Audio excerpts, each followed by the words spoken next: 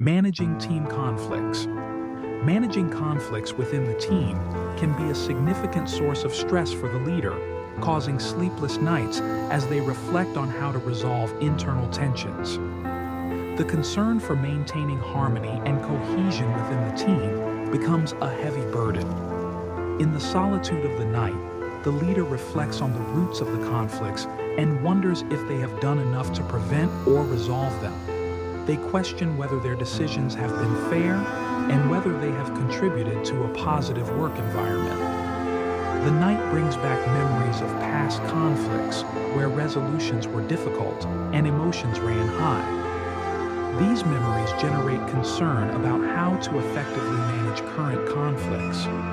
Although managing conflicts may seem like a solitary challenge, it is an experience shared by many leaders. In their sleepless nights, each leader becomes John Doe, facing the same struggle to maintain peace and productivity within their team. Imagine a dialogue table where all parties involved in the conflict can sit down and express their views with respect and openness.